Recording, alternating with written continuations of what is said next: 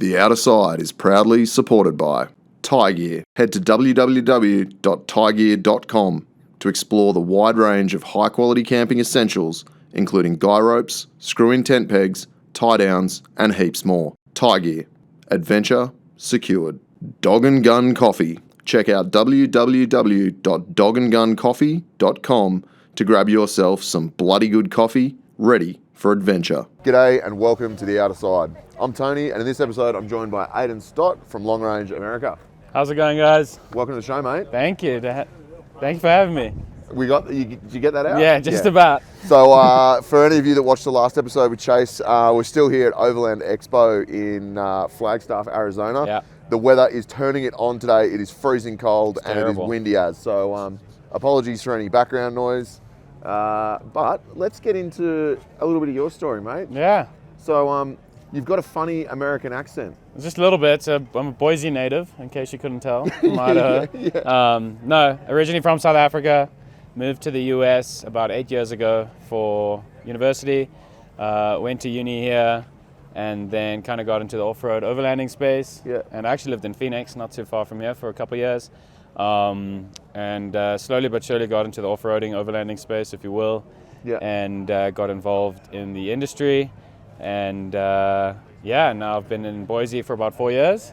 Yeah, and, right. just kind of traveling the US and Living the dream, mate. Trying to live the dream. I don't know whose dream, but someone's dream. Well, you got to work to pay for all this There stuff. you go. So that's the problem. Right. So what did you come over here to study? So university was never actually something on my radar. It was purely a means of getting to America. Yeah, okay. I've always been the type to network or, build relationships with people. But came over to study, started with studying geography, had a real estate and construction management minor, and then dropped both my minors and ended up graduating with an urban planning degree.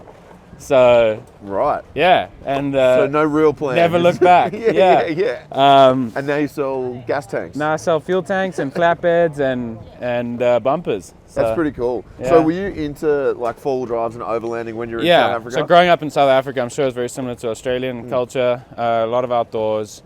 A lot of camping, fishing, barefoot. Just that sort of lifestyle. Yes. Yeah. And came to the US, and I bought a Jeep. And it seemed like a good idea at the time, but had a Jeep, which was actually awesome, and did a lot of off-roading, but overlanding didn't really exist. It only started taking off in 2020 or whenever it was. Really? Yeah, it's like Australian and South African culture.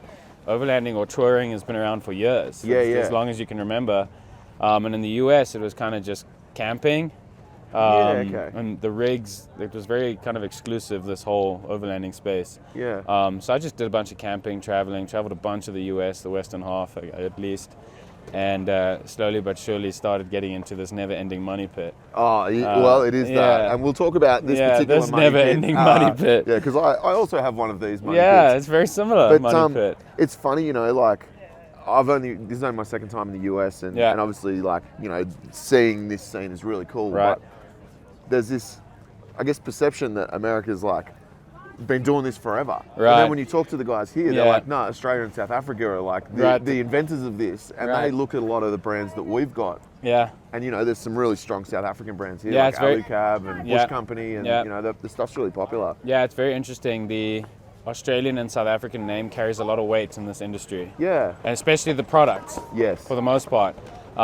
Both have very good reputations, and generally speaking, the quality of the gear built to survive both of those locations. Africa and Australia are both very tough and harsh environments. Yeah. And for the most part, seem to supersede the others. Yeah. Obviously, Made in USA carries a big name as well, but for the most part, a lot of the gear in this industry is either the gear that lasts is either from Australia or South Africa, one of the two. Yeah, and one thing I'm interested in, so even what you just described then, right? You're the off-road scene versus overlanding. Right. And overlanding is relatively new. So for the Australian audience, it's getting wild here. It's getting nuts. For the Australians, because obviously we call it wheeling and touring, right? But what is overlanding? Well, overlanding technically is self-sustained travel for a long period of time. Okay. That's the actual definition. Well, not the actual definition, but a variant of it. Overlanding in the US is everything from camping one night out of your car with a tent to $200,000 vehicles. Yeah, and everything in between. And up from there. Oh yeah, $1 million earth roamers. But for the most part, there's a funny joke. We call it overloading these days, not overlanding, because we're just super heavy and overloaded. But the overlanding is primarily just camping these days with off-road vehicles. Yeah. A lot of the rigs and the trend for vehicles in the US is the overlanding vehicles are super capable. Yeah. Probably 80s, Jeeps, big rigs. Yeah. So they can wheel pretty hard. Yep. But you can also live out of it for a little bit. Yeah, okay. So before that sort of, or this scene kind of took off. Kind of weekend camping. So you'd and was that more crawlers and dedicated? Yeah, so then obviously the off-road space in the US is huge. The Jeep industry is nuts. Yeah. And there are some wild builds and those rigs are purely meant to be trailered and wheeled, and that's it. So that's quite distinctive, yeah, right? They're very separate. And now overlanding is kind of dipping a little bit into the off-roading space along with the camping space. The off-roading industry is still massive. A lot of which these guys on 40s, 42s, even bigger, are driving those vehicles to the off-roading places like Moab and Rubicon and all these places, and then they beat the heck out of their vehicles for a week or so, and then they head home. And that's the interesting part about it, right? I look at the cars here, and F550s on 42s, and nuts, mega suspension setups. I'm so it's a truck, but it's also stupidly capable, and you've got a house. A Rocklander is what they call it these days. That's a term that floats around every now and then. I thought Chase was just making that up when he said that to me the other day. It's your guys' truck. It is, yeah. A little longer than a few minutes later. All right then. Well, okay. We've had a few people walk in front of the camera. Overland Expo. Overland Expo. Someone's got a question, and it's very important. And it doesn't matter what you're doing. You must stop. Which is a good point for us to answer pause. that question. Yeah. Well, we'll just pause though, because as always, I've forgotten what I was doing because I'm not very good at this. I meant to start with the Fast 5. So I'm going to ask you 5 questions, and you're going to answer with the first thing that comes to mind. What's your dream car? The 80 series. I love that. Yeah. It always was my dream car, and I have it. And so, there's nothing else. You're not I'd sell an 80 for X. Nah. Yeah, good. Because I'm the same, man. I get it.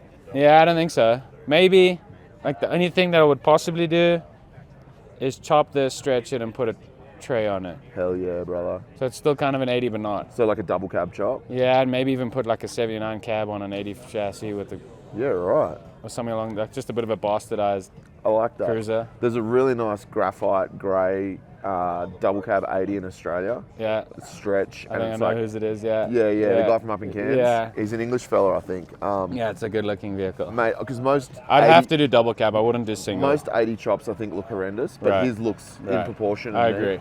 Yeah, but I'd do a flatbed. I'd kind of like that. I love my 80, and there's just so much stuff in the back, but I feel like there's a lot of wasted space too. Wagon life, man. Yeah. Actually, on the topic of chopped 80s, I just saw one on, I think it was Instagram this morning, and it was a VDJ twin turbo chopped 80, and it looked neat. I could support that. I get around it. Yeah. If you could have an unlimited supply of one thing, what would it be? I don't know. Not money. Maybe, You can always make money. Free time. Yeah, time's a good one. Free time. That'd probably be it. You know what Chase said to that? What? Gas. Gas? Yeah. Well, good thing he has, so we could help him with that. Yeah, He's got exactly. one of those. What is the best wheeling destination in the USA? Like hardcore wheeling or just all-round wheeling? Whatever you want, mate. What if you're going to take this car out and you can go anywhere in the States, where are you taking it? Washington. Washington. Yeah. So that's... Well, there's different... Yeah, probably Washington. I love Washington. What sort of terrain are we talking? Hilly, foresty. Yeah. There's a bit of beach. Not quite like the beaches you guys have, Yeah, it's but different, right? a lot of mountains, a lot of snow. Yeah. Beautiful. I've done a lot of the Southwest and Red Rocks and all of that, and it's awesome. But I probably... Yeah, I don't know. It's just different. No, that's good. Yeah. That's a good answer. And it's also not one of the, Moab. Yeah, you know? Which is exactly. great. I've done all of that, but it's also not my... Yeah. It's just something a bit different. And this car's not really set up for, dirty angles on rocks. No, right? I With a mean, rooftop it tent. can do it. It might end up on its lid, but Yeah, it'll feel really, really disgusting. yeah. Favorite band or music artist? Ooh, it's a hard one. I don't know. Dennis Lloyd. What sort of music is that? It's kind of like folk acoustic, kind of. Okay, I can get around. It's Yeah. not country, is it? No. Okay, good, because we don't do country on this channel. I heard about country. There's this new trend going around in Australia. Oh, it's disgusting. I don't know when. Someone was saying about I don't it know this when morning. country music became socially acceptable. Australian but country music? Not in my house, Oh, no, brother. okay. Not in my All house. right, we'll support it. What would you eat for your last meal? Steak. Gotta love it. There was no other answer that No. I would expect from you. It's red meat. Yeah. Just red meat. Just red- Yeah. maybe no maybe grains, a no roast vegetables. maybe a roast leg of lamb. Ooh, That's a good one. yeah, that is Yeah, good. probably that. Is that common in the US? No, not at all. Because I haven't seen any sheep. I used to have it. No, there's no sheep here. I used to have that every weekend in South Africa, and then I make it now. On But the braai, mate. yeah, on the braai. I love that. Got to have a good braai. All right, so we've had a couple of interruptions here. I think it's think it's probably coming. it's probably going to keep going. And we Yeah, also that's all right. we forgot to introduce Maya. I don't This know is if she's Miss in frame Maya. or not, but Maya goes everywhere. She's and my 3-year-old travel companion. she is a good dog, even though she tried to attack me this Yeah, morning. with a very expensive dog seat. What's she sit on? A Shieldman. Beautiful. Is it a heated Shieldman? And cooled. Oh my god, you are spoiled, dog. She's got a beautiful bed in the back, but she doesn't want it. Yeah. That's just dog life. Yeah. My wife keeps buying dog beds for our dog, and I'm like, they're pointless. He just sleeps in our bed. Yeah, exactly. So just getting back to the whole like definitions thing, because I think Yeah. when I looked up the other day before I came to the show, what is overlanding, right? Right. And I go to the Overland Expo website, and it Completely says different. it's talking about like cattle driving in Australia back in the day, Yeah. and I'm like, okay, that's weird. We call that like mustering or droving, Yeah. and then you come here, and there's motorcycles, I know, it's and everything. there's vans, Yeah. and there's cars like this that are like capable but set up for touring, Yeah. and then there's like $1 million trucks that Yeah. are the size of an apartment. So it's Yeah. kind of like, it's pretty broad, right? Very broad here. That, So basically, as you said, it's just like self-sufficient camping. yeah, that's the technical term. Yeah, What okay. overlanding is. You know, much of the great, travelers like Kingsley Holgate and those that have traveled around the world from southern to northern tip of Africa and so on, that's overlanding. Exactly. For months and months on end, and all you rely on is your own vehicle. That's it. Yeah, and I think that's something a little different Right. I've found in America. Like, I'm not saying that there aren't people that have done this that are from Australia, but like I meet the guys here, pioneers, and they're yeah. like, oh yeah, I drove across Africa, and then I've like shipped a car here, and I drove from like Russia to China. Right. I'm like, what? Yeah. Because in Australia, because we're so far away, I think, Right. like shipping a car to Europe to go driving it. Like, I'm sure people do it, but it's just not that common. No, right? it's not that common, but a lot of people do it, yeah, especially in those big trucks too. Like Yeah, those $1 million it's like trucks. global Yeah, they travel, do right? global travel, and they go through the middle of Africa and do their thing. That would be so sick. It'd be wild. It'd be It would be stressful, so but it'd be sick. wild. It would be stressful, Yeah. wouldn't it? And then I think about like all the conflict zones and like Yeah, border it's not crossings. exactly and- I Yeah. probably wouldn't do it. Yeah, and they'd be You like, wouldn't what catch is- me in Central Africa. What but is hey, that antenna on the front of your car? And you're like, "Ooh." I know, yeah. I couldn't do it, but who knows? Yeah, I don't know. I see the appeal of it, Yeah. especially if you're in a $1 million Earth roamer and I don't know if that's a good thing or a bad thing. It could be both. yeah, I don't know. Surely you'd be a target, right? Versus like an old cruiser or whatever. Mm. So Long Range America. Yeah. Tell me about that. How did that all start? So funny enough, back in, 5 years ago, I was a broke college student, and couldn't afford this whole super expensive overland lifestyle. So I did a bunch of photography and influencing, if you will. Yeah. And I reached out and I worked with multiple brands, and I pitched Long Range America to sponsor me a fuel tank. And Chris, my business partner, is down there. He replied and he said yes, and he gave me a fuel tank. And I went on this 10-week, 10,000-mile road trip in the summer, because you get 3 months summer holidays. Yeah. And I was just living out of my Jeep back then, and for 10 weeks, and I met up with Chris on that trip for a couple days, and that sort of started the relationship. And that relationship slowly grew more and more. I came to one of these expos with them, and just as a guest or and whatnot. And then I was graduating college, and they offered me a job, but our good friends at immigration, that wasn't because I didn't study anything to do with business or fuel tanks, I guess. They were like, nah, you can't do that. So an opportunity came up for me to invest into the business. Yep. So I then bought into the business and became one of the owners. And that was about 4 years ago now. And ever since then, it's slowly just grown and grown and grown. And now I'm, one of the owners of the business. And yeah, it's been wild. And have you planned any towns? No. No. Haven't set my foot into a town planning office, Maya. You're right. No.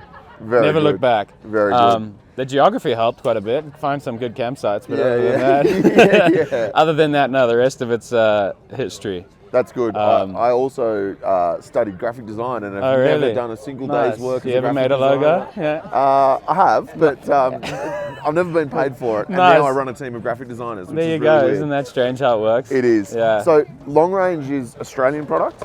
Correct. So we essentially are a distributor in the United States, exclusive distributor for LRA fuel tanks, TCC bumpers, and then Alu-Black flap trays and canopies from South Africa. Yep. So it always started as a core as fuel tanks, and it was always fuel tanks. Yeah. It was KMAR for the longest time. Yep. We were imported KMAR for a good amount of time, and then now we're doing TCC as well. Yeah. So for anyone in Australia that's wondering what a bumper is, that's what we call a bullbar. A bullbar, that's right. Yeah, a bar work. Bar work. There you go. Yeah, I always forget. I get the invoices all say bar work, and then I always get confused. Man, I have the most confusing conversations over here. Yep. Like I was telling you yesterday when I was doing the episode with Chase, and he's like, "Do you have long travel?" I'm like, "I don't know. What is that?" Yeah. It's like, "That's a long arm." Yeah. But you've just got different names for everything. Different terminology. So, in terms of the tanks, like, Yep. it's an Australian company. Correct. But what sort of vehicles are you fitting tanks to here? Do they do US specific Yeah, vehicles? so that's the one thing that's taken a lot of time and a lot of development is LRA obviously make tanks for cruisers and all the Australian vehicles and platforms. But the American vehicles and emission systems and platforms are completely different. Yep. So we have tanks that are developed specifically for US vehicles. So Toyotas, Jeeps, Ineos, there's a handful of vehicles. But all the US trucks, Tacomas, 4Runners, things like that, Jeep Gladiators and whatnot. We haven't delved really much into the US full-size market. There's a couple of people that do that already. Yeah, okay. So that's not really our thing. But we're pretty much specifically focused onto the off-roading, overlanding market. Yeah, and so like with an 80, obviously your 80 is a import. Correct. It's a right-hand drive Yep. and it's a diesel. Yep. So I imagine there'd be an off-the-shelf tank to suit that. Yeah, so actually a lot of the tanks are very common across the board. It's essentially, for the most part, on a lot of the vehicles, it's the same tank. It's just different fitment kits, different Between filler petrol and necks. diesel? Correct, yeah. Yeah, okay. So the 80 is the same tank, it's just different filler neck, different, hoses that you get with it, so on. Because they never had diesel 80s in this country, Never, right? no, It was all unfortunately. petties, Yeah.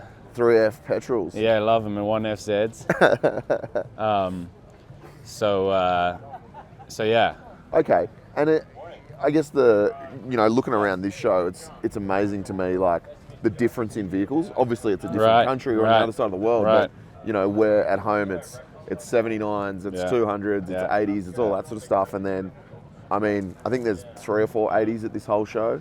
Yeah, there's actually pretty low 80 representation this show. There I'm quite is. surprised, but usually there's quite a few. Did you see the single cab style side one from Basil's? Yeah, Basil does an awesome job. That's a cool looking car, man. Yeah, it's pretty badass. Yeah. It's kind of like a ute chop, but not. It's I different. actually saw another diesel 80 here. There's really? a 1HDT 80. Oh, the red one? Yeah. Yeah, John's. Japan import? Yeah, Yeah. I believe so. So what about yours? So mine started life in Japan. It was a HDJ81. So tops, it was VX, I believe. But all the cool little Japanese gadgets in it. Center console fridge, heated mirrors, electric seats, blah, blah, blah. Just not full electric seats. So you ripped all of that out? Most of it, yeah. Had 24 volt starting system, which was a bit of a pain. Started life as an HDT. Yeah. That didn't last too long. So did you import it? No, it was imported into Canada in the early 2000s, and it lived there for about 8 years. And then I bought it from a gentleman in Salt Lake City, actually. and he sold it because his wife refused to drive right-hand drive. Really? And I was like, oh, I love this because I grew up driving right-hand drive. yeah, it's normal. So it started life as a two-tone, red and silver, maroon and silver, automatic HDT. Yep. Kind of boring.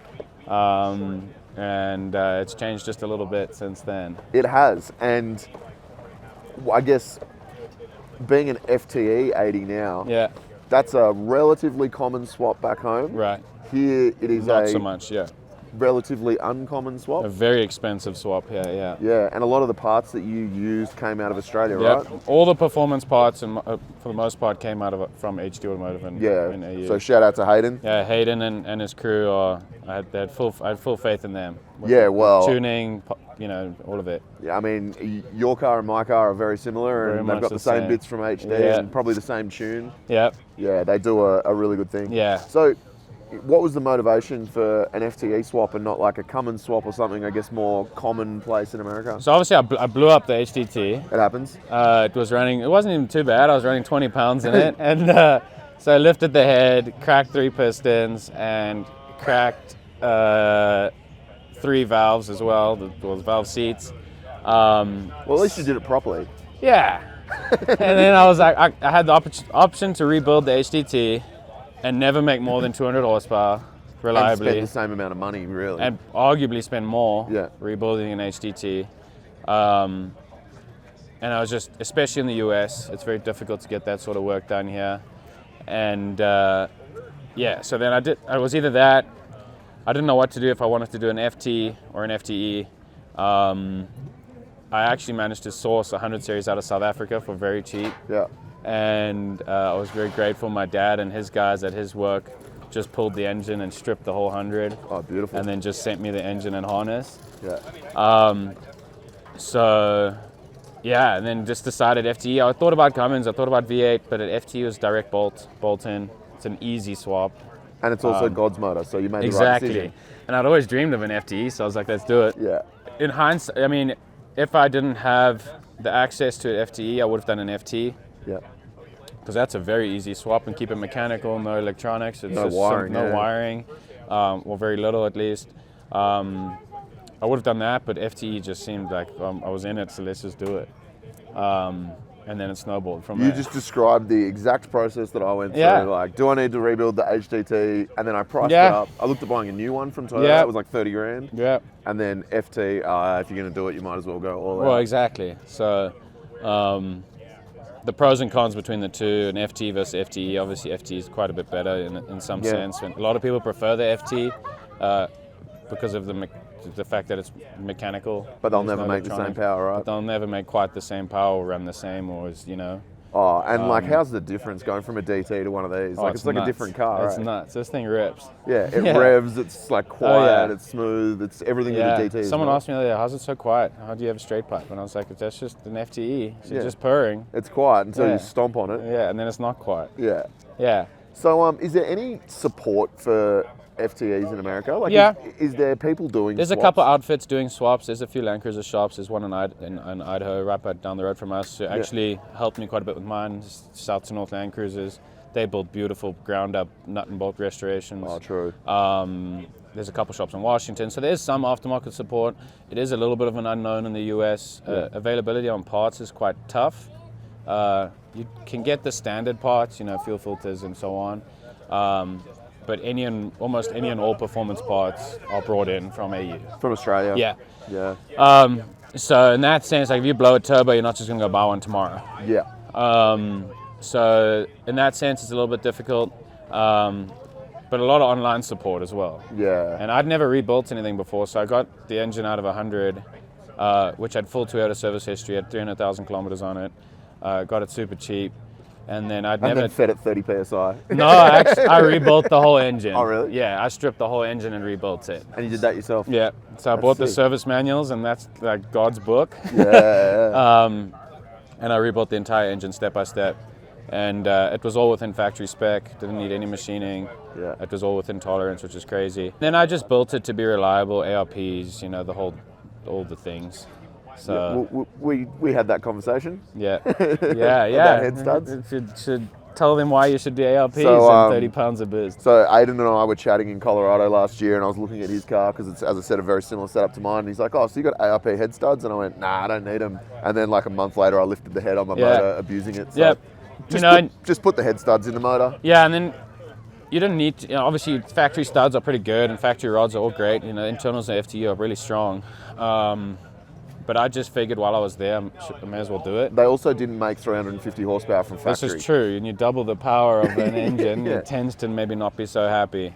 So I figured I'd build it so that it'd be running at 60% instead of running at 80 or 90%. Yeah, if that makes sense. distributor longevity. Yeah. But you did a factory rebuild on it, so like no oversized pistons or anything. No, of that sort of no stuff? size pistons. Everything was factory, all OEM bearings. The only other things I did was ACL on the bottom end. Oh yeah. Yeah, which is I guess a known Well, problem with HD motors. A lot of people the tolerances on Toyota bearings are a lot tighter than a lot of the performance bearings. But for the most part, the blanketed the ACLs do great. So the bottom end just got ACL, everything else got Toyota. So you got rebuilt FTE, aftermarket turbo. Yep, G-turbo red wheel, 30 pounds of boost. Beautiful. 3-inch exhaust, Manta exhaust, and factory pump, radius intake, and airbox, and that's about it. So it's basically like an Australian build. And you're running a uni chip in this? Uni-chip from HD Automotive. They put that all in with the 5-map select, which is sick. I love it. Good, isn't it? Yeah, it's nice to be able to flick between all of them. How often do you do that, or do you just run it on the top tune all the time? No, I don't actually drive it on the top tune all that often. The only time I use the power tune is on long open roads. Really? Yeah. Oh, okay, I'm just a hooligan. No, so I run it on I've got like an Eco tune, which is 20 pounds of boost. Yeah. It comes on super soon. Slightly delayed throttle. That's what I drive around town. Bit cleaner. It's not dumping soot when it's off boost. And then the full power tune just dumps a lot of soot. Yeah, that's the hoodlum tune. Yeah, and then I've actually got, it's like the 4x4 tune, off-road tune. Yeah. It's exactly the same as the power tune, but slightly, a little bit dopey pedal, a little bit less fuel. Yeah. That's what I tend to drive on the highway, actually. Man, when I got mine done, because I'm sure I've got the same tune as yours, I was like, why would I ever want less throttle response? And then when I drove it, first it's so gear, twitchy, you can't right? use first gear. So putting it into that off-road tune is really helpful. Hey? Yeah, and that gives me the best EGTs, best temperatures all the way around on the highway. And a little bit less A little bit less soot, a bit of fuel economy. So something that I know everyone in Australia is very interested about is vehicle modifications and the standards here versus what you can get away with here versus what we deal with at home. So like, what's the go? Is this, do you get hassled in this car ever? No. You would in some states, we won't name them, but there's one that has beaches and it's nice and warm. Yeah. And, for the most part, regulation in terms of builds in the US, it's a bit of a gray area for sure. But as far as like the local cops or the law goes, it's pretty much endless what you can do. They just don't care, right? Yeah, there is emissions and things like that in certain states. Idaho, where we live, there are no emission laws or anything like that, so you can just roll coal and you can do as much as you want. Your cars don't get inspected, whereas other states it's a little bit more stringent. Yeah. Being an import, they're often exempt. Really? From certain things, yeah. Also being full-time four-wheel drive, they're also often exempt because they can't test them on the dynos. Because they've only got a two-wheel drive. Two-wheel drive dyno. So there's certain things like that and, on imports specifically, but then again, like this vehicle would be very difficult to own and register in California. Okay. Just because of their regulations and emission laws. Emission standards and all that sort of stuff. Not saying it's not possible, but it's more difficult. As far as builds go in terms of wheels, suspension, light bars, all of it, again, kind of state specific, but it's pretty much like an open check. You can kind of go as far as you want. And it's so... and there's some wild vehicles out there that will drive on the road. Street, man. Yeah, you can pretty much drive like comp trucks on the road. As long as it has a seatbelt and a mirror, you'll be all right for the most part. Some of the big trucks that I've seen here, like big Silverados and stuff with like 20 inches of lift and they're running 42s and like... 14-inch coilovers and Crazy, hey? Yeah, so no yearly inspections on the vehicle for roadworthiness? No inspections. The Wild West, they don't baby. even, when you register your vehicle, they just check your VIN to make sure it's not stolen, that's it. So it doesn't matter. Like they don't know, they don't care if your horn works, they don't care if your wipers work, the turn signals. Some states do, I believe, but For the most part, no. Not the fun states. No. So with the vehicle imports, Yeah. there's a time frame on that, right? Like you Correct. can't just import anything. 25 years. Okay, so that's Yeah. why this is sweet. This rolls straight in. Yeah, I've got a Troopy sitting in customs that's waiting to be cleared. So yeah. Is that waiting to click over 25 years? That's No. It's a 2000 Troopy, so it was like 2 months legal to import. Really? Yeah, customs are just pretty slammed right now. But So is that a VDJ? HZJ. HZ, J78, yeah. I actually saw a Troopy here with Outback Northern Territory number plates Oh, on there it. you go. Yeah, there's a couple people that ship their rigs over and travel on them. Yeah. So yeah, I got a Troopy sitting there. It's 25 years for a vehicle. It's 20 years for the engines, essentially. So that's how I was able to get the FTE. And that's from date of manufacture, first manufacture. So FTE was first 98, I believe.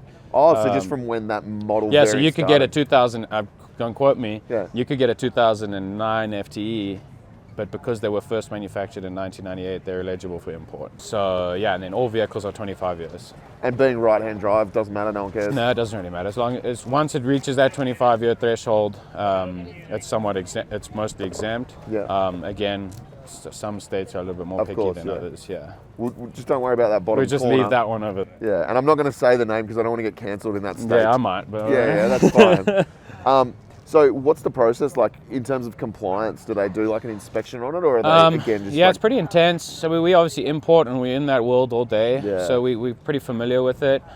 Vehicles get a little bit more complicated. There's a lot of paperwork that needs to be done. But, you know, there's not really any specific compliance. There's obviously, you get that exemption at 25 years. But as like you've seen now, like the Troopy, because it's a vehicle, almost all the time if it's declared a vehicle, it'll get pulled by customs. Okay. And they'll do an inspection to make sure there's no bugs or whatever in there. Yeah, fair Make sure it's not filled with other things. Yeah. That it's not a vessel for something It's not a else. vessel for something else, yeah, pretty much. So they're a little bit more stringent on vehicles. But other than that, it's just paperwork. And does that depend on where you landed in the Yeah, US as that well? also So you've got to be depends. strategic in terms Just of the depends state? which port you land to. It could depend on the day. It's a handful of things. Yeah. So it's not hard. It's just a lengthy process. There's obviously fees and whatnot involved with that too.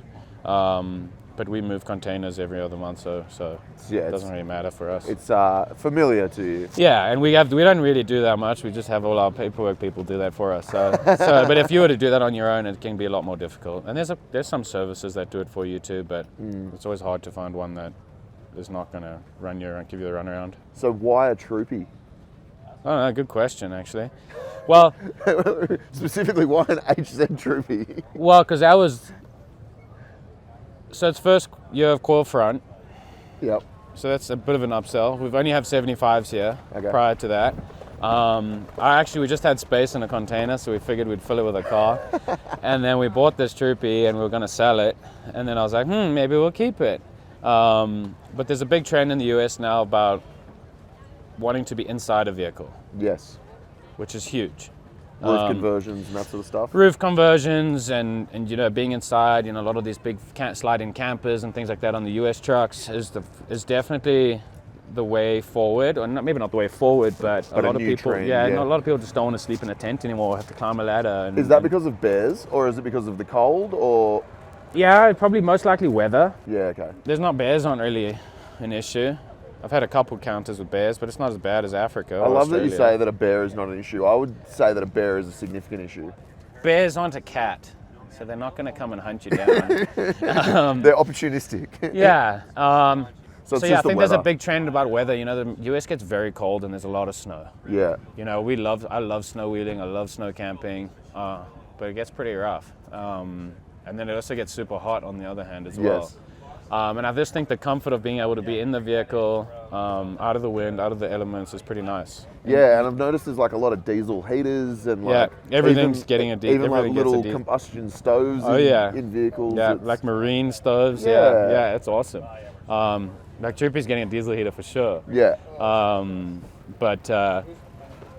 So I think there's a big trend. And then I always wanted a Troopy. Troopies are cool. And it was a kind of a good vessel to put more bar work on and use it as a bit of an advertising rig. Yeah. So kind of just settled the Troopy and we'll see where it goes. So you're gonna cut the roof off it? Probably. Yeah. Yeah, I think so. That's the plan at least. Yeah, that's interesting, and it's going to be a very different vehicle to this thing, right? Yeah, so I've actually got a headspace for it. It needs to go on. Yeah. So that should be nice and pretty. And then I've got a fit out from Unwind Designs that's going in. I was going to do it myself, but I just didn't have the time really. So yeah, it's going to be a very different build to this. It's going to be a donkey. It's going to be slow. Probably put a big turbo on it. We'll have a chat to Aiden and see what we can do. But knowing me, I'll likely blow it up. So maybe I'll just leave it as a donkey. Put a green wheel on it and feed it 25 PSI and see what happens. Yeah, so maybe we'll leave it. We'll see how the HZ goes. It's obviously going to be slow compared to this. Inevitably, it will get an FTE. We all know this. But we'll see. I'll run it how it goes. Keep it. Put a bunch of water in it. I want hot water. I want to shower. Yeah. You know, just do it a bit different. I know you guys are pretty much accustomed to the whole touring Troopy life.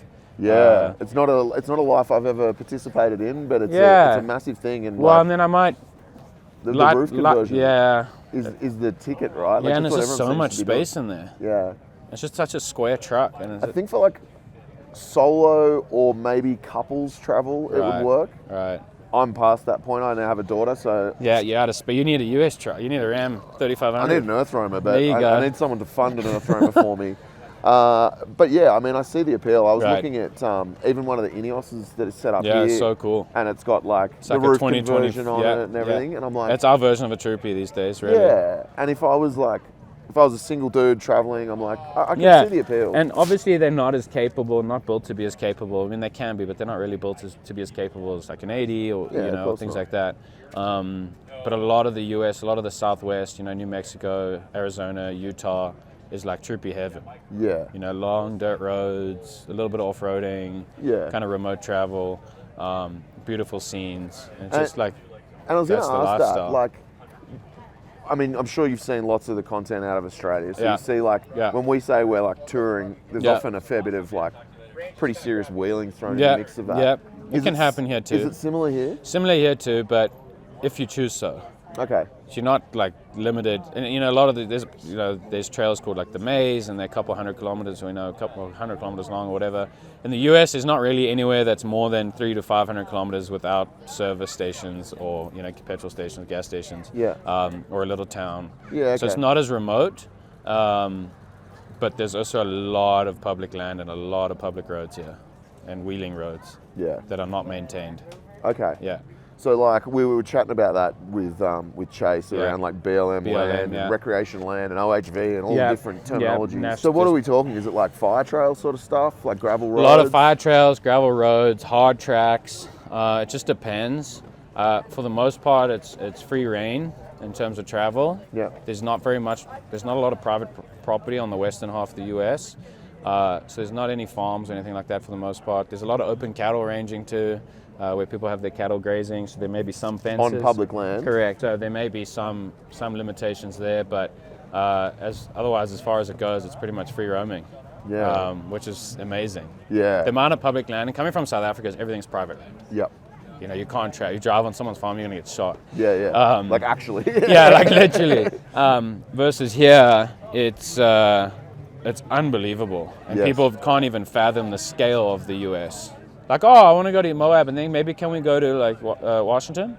I'm like, you're trying to drive 16 hours, and and you can do a lot of off-road travel without seeing asphalt as well. Really? But for the most part, you would travel to a specific location. Then there's a 4 or 5 hour jet up on the highway, and then you get to a new place or things like that. Okay. Because the US is so vast, and terrain doesn't change as quickly here as you'd think. Yes. So like in South Africa, you can go from the beach to the mountains to the desert in like 5 hours. Yeah. Versus here, you're going to be in the desert for 11. Well, yeah, I did that the other day, right? Yeah. Driving from LA to here. It's one hell of I was in the desert for like the whole way. 11 hours. Yeah. And it was cool. Yeah. But you're right. It's very gradual change in terrain, right? So it's very vast here in that sense. So, and then there's obviously a bunch of public land, BLM and National Forest Service, which is what we're in now, essentially. That's the Coconino National Forest? National Forest is where we are now. BLM is pretty much the most free roaming, except for certain areas, because some people have ruined it for others, much like you guys are experiencing. Is that like trash problems? Is it abuse of trails? Oh, really? Yeah. What, just doing Driving dumb off stuff? trail, Yeah. being irresponsible, not respecting public land. Yeah, so that's still an issue here. Yeah. People that trash is maybe not so much. Okay. Certain events and things like that will, draw a lot of trash and rubbish to collect, but for the most part, it's disrespect to public land. Yeah, Going right. off trail, knocking down trees, driving where you shouldn't be driving, Just dumb shit. driving through rivers that you shouldn't be driving through. Yeah. Side by sides, of course, probably a large part of that, because anyone can go spend 40 grand and buy a 300 horsepower Razor or Can-Am. That'll go anywhere. That'll go anywhere at 100 kilometers an hour. Like up a rock face, Yeah. And that has opened a gateway, that's got a lot of areas closed down. Yeah. And one example for and that was a huge thing about COVID too, is everyone was locked in and no one could do anything, and so everyone turned to the public land for the recreate. And it put more pressure on it, yeah? It put more pressure on it. People that don't off-road and don't know public land and don't respect public land, camping where you shouldn't be camping, and it's just closed down a lot of places. And one fine example of that's Moab in Utah. Really? Is the BLM. BLM has traditionally been like the most free-ranging land in the U.S., but in Moab and Utah, there are huge limitations. They've closed down hundreds and hundreds of kilometers of trails. Really? Yeah. And it's just because it hasn't been respected and it's been abused. So there's obviously, agencies and organizations that are against what we do. Of course. Of course, as there are anyway. Globally, right? And so that's closed a lot of cool places down. And I was fortunate enough to travel to some of those places during COVID. And it's just kind of sad, like, they just can't camp there anymore. Yeah, and it's something we talk about on this show all the time, right? I know you guys have been hit pretty hard by it too. Yeah, it's a massive issue, and it's really, I guess, it's a bit sad for me because I've been watching the US and like BLM and all these opportunities, and I'm thinking, how good is the model you've got here? But then to hear that it's still getting disrespected, and you're still facing the same issue. It's the same thing. It's just negligence. Yeah, stupidity, right? Stupidity. People don't care. Driving up hills that don't, unmarked trails. Yeah. Trails with a perfectly good sign that says road closed, and then they just go around it. And it's just a short-term mindset, right? Yeah, and cutting down trees and for firewood and, blah, blah, blah. There's a right way of doing things, and, if you respect the laws and things around the US, then it'll, America's a very free country. I've seen that. You can pretty much do whatever you want here as long as you're within the law and you're respectful. As soon as you step over that, then they'll start taking that away. Yeah. And that happens everywhere. Yeah. And I guess here there's almost more to lose, right? Because it is so free. Right. So I think a lot of people take it for granted of how free it is here actually. Yeah. Yeah. Which is new for me too. People that have been born here, and that's new for me too. I have such appreciation for that because you don't have that freedom in South Africa. Oh yeah. It's unbelievable. I had a conversation with a guy here yesterday. He's a knife maker out of Phoenix, and I was looking at his knives, and he's like, "Oh, you talk funny," and I said, "Yeah, I'm from Australia." Yeah. He goes, "Are you allowed to have knives in Australia?" Yeah. I'm like, "Yes." And he goes, "But you're not allowed guns," and I'm like, "Oh." Let me explain this for the 10th time this weekend. But it's that mindset of like, it's different. Yeah. And if you don't know, you don't know. As well. So, so we'll see. Hopefully, people keep on trails and respect the trails and they'll stay open. And I suppose as this overlanding community grows so rapidly as well, lots of new entrants, that education is really important. Yeah, right? there's big, organizations like Tread Lightly and a lot of other organizations that try and educate people on how and why to respect land. And are they not for profit? Like Tread Lightly? For the most part, not for profit. Yeah. Yeah. So it's just enthusiasts that want to protect public And it's land. actually, a lot of people think it's against overlanders. It's not. It's people that are passionate about the trails and public land and want to keep it that way. 100%. And it can be, extremes on both ends always. And it's hard to reason with it sometimes because, man, it sometimes is cool to drive through that river, and to put your own water over your bonnet, it's great, but it's also not. There's places you can do that and there's places you can't. Yeah, and I suppose in like such a content-heavy environment that we live in now, everyone's filming everything. Yeah, I've everyone's been there. Posting everything Been there, on social. chasing views. Yeah. It's not the healthiest, trend that goes around because everyone's looking for a quick million-view reel. Yeah, pushing the limits. Yeah. Which encourages people to do stuff that you wouldn't do or you shouldn't do. Yeah. So, and what you definitely shouldn't film and put on the internet. Yeah, seems like a great idea at the time until it isn't. Yeah. Yeah. And once it's on there for life, Oh yeah, right? yeah. And So you mentioned before you started with long range, you were doing some content stuff. Yeah. I know you paused before you said influencing, but yeah, I hate the term. I know it's a dirty. Oh, influencer. Yeah, it's a still dirty influence. term. And quite frankly, I think I've influenced a lot of people. You in can a be sense. influential without being an influencer. Exactly. Yeah. Yeah. So what sort of stuff are you doing? Is it still imagery, video? Both. Yeah. Still imagery, video, brand awareness. I probably devalued myself quite a bit as a photographer because it wasn't my job. So I did a lot of work with big companies, you know, Front Runner, Alu-Cab, you know, Max Tracks, Toyo Tires. There's a handful of them. Bunch of big Aussie brands in there. I'm big seeing brands, a trend there. Yeah. And I just kind of did content trading, really. Yeah. Just for gear. Just for for your the car. product. I just wanted, and I never supported products that I didn't want nor use. Yeah. I only reached out and worked with brands that it was either something I want because it was, and I always would wait. I was very particular in wanting the best of the best. Yep. For a reason. Yeah. You know, and I joke, I don't think there's one Chinese component on this vehicle. You know, because I just wanted the best. Yeah. Because I knew it would last, and if I couldn't get it or if I couldn't afford it, I'd wait. Yep. And that was the mindset behind it. So yeah, I worked with a lot of big brands, and it was all relationship building for me. Yeah. Everything in my life's been based off building relationships and maintaining relationships, and it still is to this day with all of those brands. Yes. It's all good terms. You know, I've been offered and I've done a couple of quick deals with brands as well. Yeah. But you know, I don't want to be a brand. You know. Yeah. You know the word brand whore. I'm not the type to just, you know, flow through a new, you know, next week I get a new set of tires, and 2 months later I've got another set of wheels, and then I've got a different awning, and it's just, I'm not about that life. So yeah, kind of just stuck with it. And then since I joined the business and joined the industry, things changed a little bit. I still do it a little bit occasionally. I work with a couple brands still, Toyo, Alu-Cab, a couple of them, but for the most part it's sometimes easier, just in the position I'm in now, it's easier and better for me to just buy the product. Just pay for it, and then you don't owe and I anyone never anything. wanted camping to be work. Yeah. That was my biggest thing. I enjoyed doing photography, so it was easy for me to do while I was doing those 2, 3, 4 month long trips in summer. But I never wanted to feel like I have to go camping in order to do work. And that was my hard line. Interesting. Because if I have to work while I'm camping, then I'm not going to enjoy it. So, yeah, that's an interesting thought. So- I've never really thought about it like that. So if I would get to a campsite and be like, I got to do photos for the X, Y, and Z, then I'd be like, do I really want to be doing this, or do I not? So now, you know, it's pretty much work-free camping. And the content I create, I did slightly different content. I was pretty big into my droning and driving and flying my drone through my tent and doing a bunch of random stuff, which no one was really doing back then. There were a couple of us doing, and it's funny, the whole influencer and photographer community is actually very small. Yes. And off-roading community, especially in the US, is very, very small. And you become accustomed to, much like Chase as well, you become accustomed to that niche very quickly. Yes.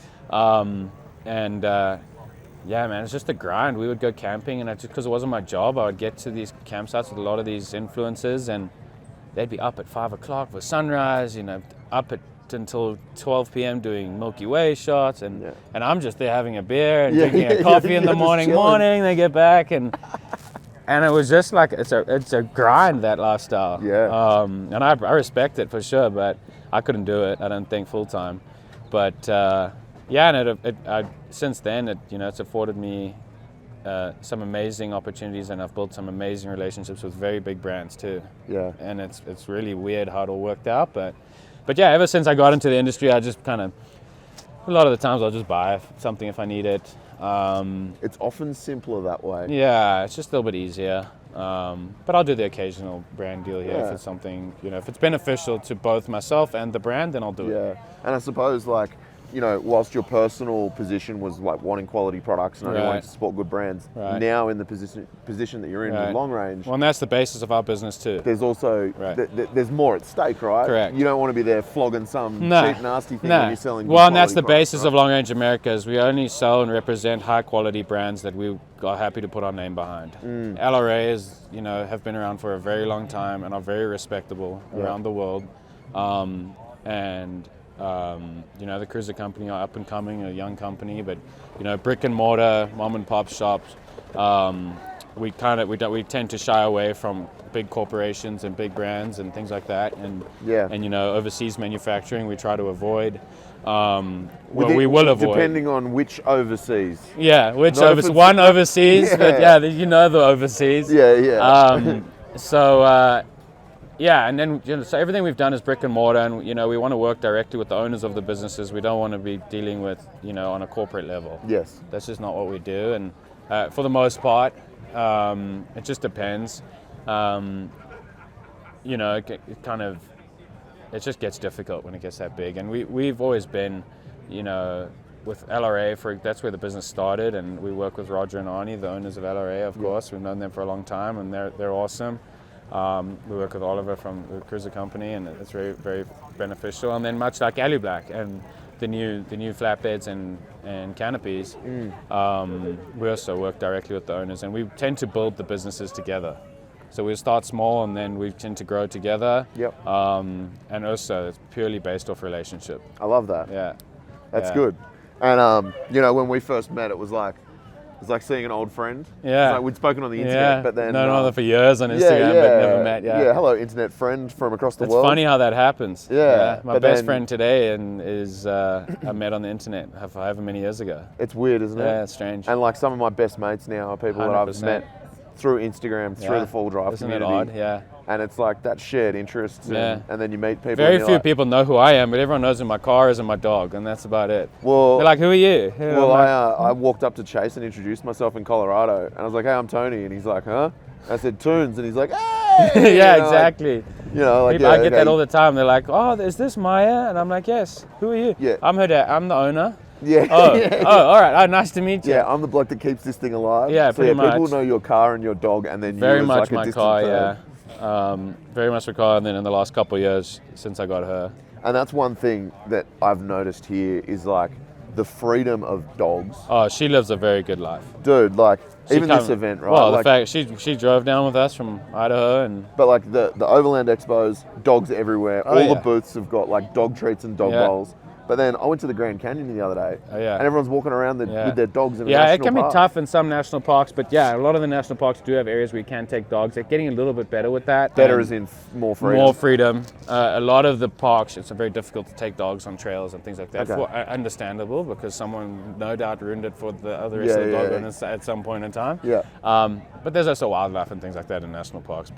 But yeah, the freedom of dogs. I mean, she comes to work every single day. It's the best. She lives the best life. She travels to all the shows. She gets to travel the U.S. and visit, you know, the U.S. one campsite at a time.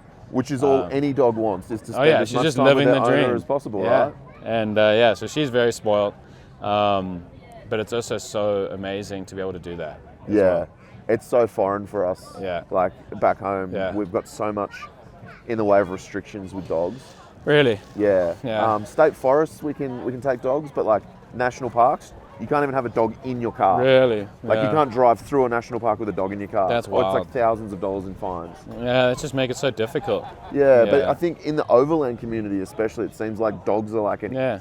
like an integral She's part part of it. Yeah. Yeah. She's part of the trip. Yeah. Yeah, that's so good. It's funny. She's got a soft toy. It's actually not here, but it's a little dinosaur. His name's Marv. That's her favorite soft toy. But Marv's just like this green dinosaur, and he goes camping with her every trip. Yeah, So he's sick. been to more states than any soft toy will ever visit. But it's just so funny, and she knows too. Yeah. Yeah, she loves it. But It's the best, man. yeah. She is living her best life. yeah, that's he's for lying in sure. the sun right now. Yeah, well, it's actually nice when the wind Warming stops. up a little and bit. the, Yeah. This is what I'm learning about Flagstaff is Oh, you can have I can be 4 getting seasons in sunburnt one and day, then freezing my ass off. and 5 then minutes it'll later. snow. Yeah. Yeah, good. Nice. Hopefully not snow. It did 2 years ago. because I need to fly out of here today. So, Yeah, it'll be all right. One other thing I was curious about, particularly with TCC, with the bumper bars Yeah. or bull bars, Yeah. are hooped bull bars common here? Because I see like There's quite a a bit desire for them. of... Okay. ARB has been the quintessential bull bar Forever. forever. Yeah. And ARB, everyone loves ARBs for Yeah. the most part. They have their purpose, they're built for purpose. And that's just like a tradition that is also strongly followed here too. The need for bull bars, like as far as it goes in terms of like you guys for kangaroos, Yeah. probably not as high. I feel like if you're in Australia and you don't have a bull bar, you're asking to lose the front end of your car. Yeah. So the purpose of a bull bar here is slightly different. We get a lot of deer and elk and things like that in the US as well. I was going to say, like, Yeah. I've seen signs I've everywhere almost saying, hit many deers. watch and, out for elk, and elk aren't exactly small. But nowhere near to the level of you guys in AU. But I think we have more kangaroos than people. I think so too. Yeah. Isn't it like 2 kangaroos for every person? or I don't know something? what the latest count is. We shoot a lot of them, but Yeah, I heard that too. not me. You need a permit for that. The actual need of a bull bar is probably not in the same justification as for you guys. So it's more looks. Looks, yeah. And then there is some function to them as well in terms of strength and bumpers and things like that.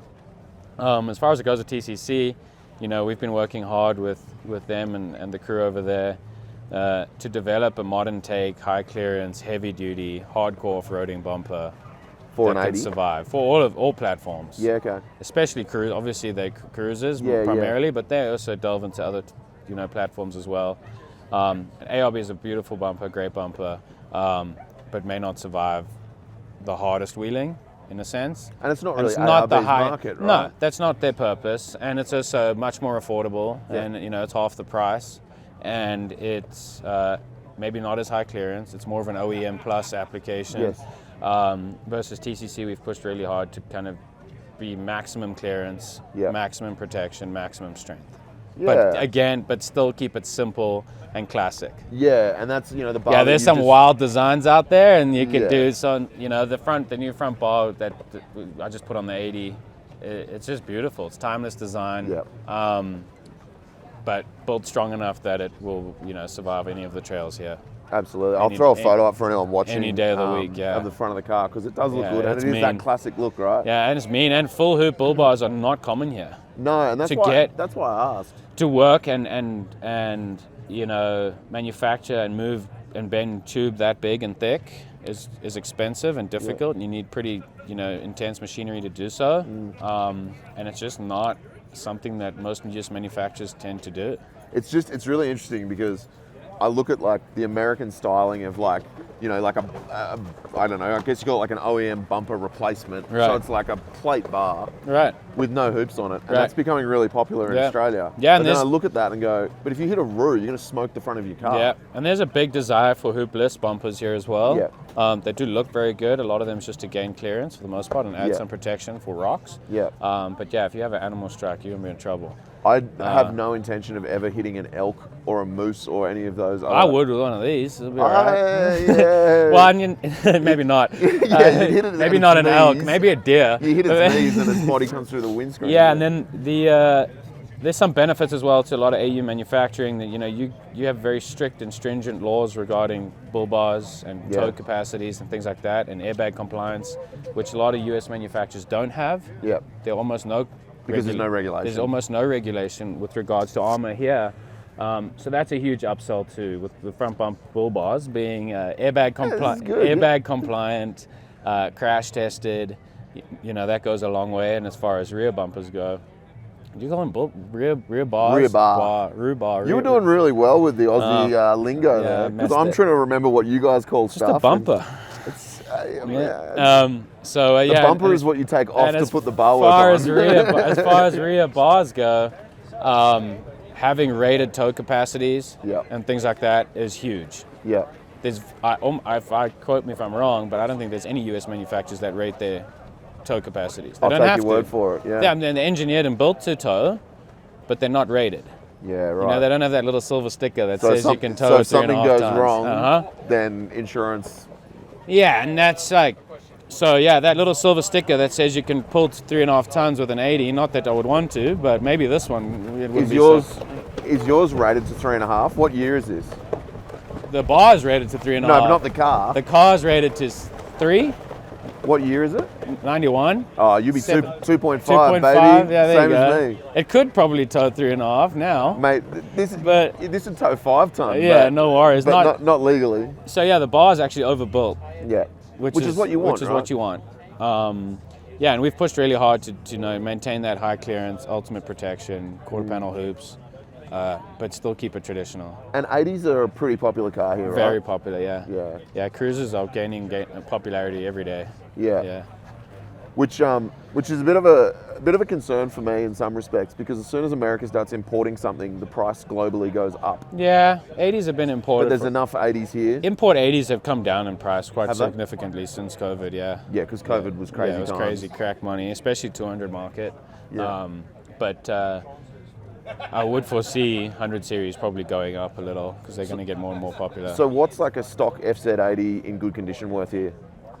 Like what's good condition? Like less than 300,000 Ks? The biggest determining factor for value of 80 series is bodywork, kilometers, service, not so much service history. Who cares, yeah. But you can enter the 80 series market at $5,000. Okay. And you can go all the way up to the $50,000. Again, so much like you, but averaging probably around 10 to 20. Okay, so maybe similar 30. Similar pricing to Yeah, home. maybe a little bit higher, but FZ. Yeah, so an FTE 80 would be 20-30% more valuable, maybe a bit more, 30-40% more valuable. And then like an FTE 80 like this. FTE 80 is like to the moon. Yeah. Yeah. To do an FTE conversion properly, like this engine in the US, is probably 30 to 50,000 US. Wow. All said and done. So it's the same price as back home, but in US dollars. Right. Right. And that's why they're uncommon, right? Right. Yeah. So, and the guys that are doing them here don't just slap in an FTE. No, they're doing like full resto mod. Full resto mod. Yeah. So it's a $200,000 80 series at the end of it.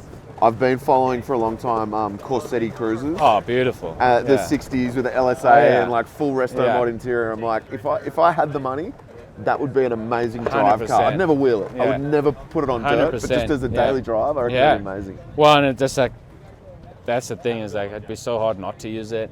I was thinking about it the other day. I can't imagine what it'd be like to have a brand new 80 series off the showroom floor. FT 97. I couldn't, it would be wild. I think 0 kilometers, clean frame. Is it Venezuela that they were making 80s up until like 2006 or something? 6, I believe. Yeah. So like that's the closest you can get to a new one. But I've had this conversation, maybe not on the show, but with mates before.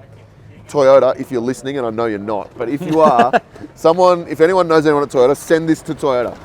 Re-release the 80 series. I agree. With an FTE auto in it. 100%. They'd sell so many of the friggin' things. Yeah, and bring the FTE back. Yeah. FTE 80 auto would be the ideal combo. Even the 70 series, if we could get those in the US. I know you guys have a love-hate relationship with them, not a 79, but depends who you are. I don't hate 79s. I just I think there's better cars out there. That's all. But an FTE 80 from factory would be wild. It'd be so good. It would be nuts. Yeah, it would blow up. Very good. In a good way. yeah, it wouldn't blow up. It wouldn't blow up, but it would sell a lot. The last thing I wanted to ask you about, you've mentioned it a couple of times, but the you call it a flatbed, we call it a tray, whatever, same thing. Yeah. And the canopies. So what's the go there? Where's that company out of? So the company's called Alu-Cab. They're a company out of South Africa in Cape Town. We've been working with them for a little over almost 2 years now, developing for the US market. Again, much like LRA, had all the AU spec, South African spec vehicles. The flatbed or the tray and canopy industry in the US has been relatively slow. It's not a known concept here. There's a couple of them floating around, and a handful of the brands have made it over here from Norweld, Mitz. A couple of them made it over, quite a few actually, and it's definitely a lifestyle that no one knows about here. Yeah. And a trend that hasn't picked up yet. So we've been working with Alu-Cab for about 2 years now, and we've been slowly developing for the US market. It's difficult to build an entire market from nothing, as you can imagine from a marketing point of view, and I'm sure you can understand that. Yeah. So it's very difficult to establish an unknown market with a small budget. Yes. In a sense, you need millions of dollars in order to just create a market out of nothing. Yes. And it'll still take time, and it's still hard. And it will still take 3 to 5 years. Particularly when you're talking about like behavioural change, right? Right, People aren't it's different doing it. lifestyle, right? Yeah. It's different purpose, and you have to justify $20,000 to $30,000 for this thing versus why don't I just use my normal truck? Yeah. So what's the go there? Like in Australia, the alloy train canopy market is huge, right? Right. For dual cab, Yeah. I guess you'd call them like a mid-size, Yeah, full mid-size, drive. yeah. And I mean, I'm generalising here, but a lot of those vehicles are tradies who Yeah. will work out of them during the week and then camp out of them Yeah, on the very weekends. much not here. But not here. Yeah, so there's a whole, if you're going to be commercial here, there's this, it's much like a service body or I forget what you would call them. No, we call them service bodies. body. So the majority of those are made out of steel because the US trucks can just take so much weight. Yeah, So they're payloads, steel, like they can whatever. just get beat up, they're cheap, they're 5 to 10 grand, they're super cheap, but they'll last forever. Yep. Not very aesthetically pleasing, not quite functional, Yep. but they're kind of meant for the guys that are going to go work on heavy equipment. And they're big F trucks with a Big F trucks, service body on it, yeah, so the weight doesn't really matter, aesthetic they don't care about, as long as it's strong and it can hold tools. So I guess you're sort of like, So they're completely it's that separated. crossover market. Yeah, that so you're we don't targeting. have ours are purpose-built vehicles that'll be used for overlanding or off-roading only. Okay, so they won't So be that they won't crossover. be, for the most part, Yeah. So the mid-size market don't quite understand it. There's a large trend in the US right now towards full size, being under GVM, capacities, just running an 80 like this at 20% over what you probably should be Yep. versus running a big F truck or a Ram at 60% of its capacity. So there's a trend towards those Towards full full size? size, yeah. Full size becoming more and more popular. Again, back to that camper lifestyle, being inside. Yeah. There's a huge trend to these slide-in campers and toppers and things like that. Yeah. And facilitating that with a tray and a flatbed camper and things like that is kind of where it's going. Yeah. And then you get the occasional tray and canopy customer on the Jeeps and mid-size and so on. But I don't foresee many full-size customers, diving into that tray and canopy market. There'll be a couple, but Yeah, but not widespread. and there's opportunity for the commercial industry too. I think there's a lot for, search and rescue, fire departments, police, that whole part of the world. Sure. Yeah, mostly purpose-built. And then the beauty of it is a lot of these slide-in campers, there's a lot of these old companies that have been around for 60 years doing these slide-in, drop-in campers that just sit in the factory bed. Yep. So the beauty of a tray and a flatbed is you can just put your 4 jacks in your camper, take it off, and then you have a truck again. Yeah, so how does the slide-in work? Is it... So they're built to, go into a factory bed. Yeah. So they just literally slide in between the wheel arch, Yeah. and then they turnbuckle down. Oh, so they're just strapped in. Yeah, 4 turnbuckles. That's it. They probably wouldn't survive. Yeah. If you owned one, it would fall out. Yeah, 100%. yeah, 100% I would break that. So They're like 2,000 pounds, right? something like that. Yeah, a good ton. Yeah. So they just sit in a factory bed, and then they've got 4 jacks or a jack on each corner. You just jack them up like 50 mil, Yeah. and then you drive out from underneath, and you have a truck again. So that's where a lot of people will use their work truck as a work truck still. Okay. And then so we're pushing towards that right now is we have these full-size trucks and flatbeds, and with the camper you lose a lot of that storage. There's a lot of dead space on the sides of a truck, and now we have these beautiful Alu-Blacks, which are purpose-built for slide-in campers. Yes. We designed it specifically around them, and we had input and feedback from multiple people across the industry, and now you can just jack your camper out. While you have your camper in there, you have 5x the storage and space for your overloading. But those big trucks can handle it. Yep. And then when you get home, you can put your 4 jacks on your camper, take your camper out, or take your boxes off, and you have a flatbed, and you can make it a ute. Yeah. You can put a canopy on it for work. There's just a lot more options. We're pretty hopeful on that, on the full-size market. And then I think the mid-size will grow slowly. People understand. Chris, my business partner, has a Gladiator, and as you can see with the train canopy. Which looks cool, huh? Yeah, and he loves it. Yeah. The functionality and usability of a canopy is insane. And as someone Overstock. as someone that has done a lot of wagon touring, Yeah, I'm such as over it now. yourself, Yeah, I want a you truck. know Yeah. a train canopy is so much easier, that's why I want right? to chop this thing. Yeah. But yeah, I could I definitely. am exactly the same. I can definitely see a big, either a big truck or a mid-sized truck in my future. The problem with big trucks is you're limited where you can go, and you just got it's just not the same. Yeah. But a mid-size with a train canopy, be able to do a half box or just a little rig with the fridge in it and keep it simple. Yeah, would be epic. Yeah, what's interesting, like in Australia, definitely there's, the mid-size market is still far and away the dominant, but like the big American trucks are becoming really popular. And we've got Toyota launching the Tundra in Australia. Yeah, and these big trucks have got so much power. Yeah, and they can handle it so well. Right. You don't have to go and put a FTE in it. Although everything deserves an FTE, but agreed. The full size market, we foresee a pretty big bump in it, especially the campers. Yeah. Yeah, we're excited. That's very cool, man. Yeah, also South African made under one roof, and just excited to work and grow with the brand. So good. You've got such a good stable of brands. Yeah, right? Like just the kind of everything that all kind of complement one another too, for the most part, which is good. So, yeah, very cool, man. Yeah, well, we'll thank you for taking the time to sit you. down and have a chat, man. I know it's pretty busy here, but it's always good to catch up with you guys. Likewise. And I'm sure I'll be at another one before too long. Hope you enjoy your time in the US, and maybe we'll get your 80 shipped over for one of these days, and we can go wheeling with it. I don't think so, man. Because it'll never leave. That's why. the family car, mate. I've actually floated that idea with my wife. Maybe the patrol. Like, the patrol can make it over. Mate, the cost of shipping a car over here versus just good thing you know a guy now. I do know a guy, but I don't know. We looked at shipping the cars over here. It's a lot. I'd rather just build something here if I'm going to to do that. roll that into it, Yeah. All right, bro. Well, thank you very much. Thank you very much. We appreciate it. And we will see all of you next time on the outer side. All right. See you guys.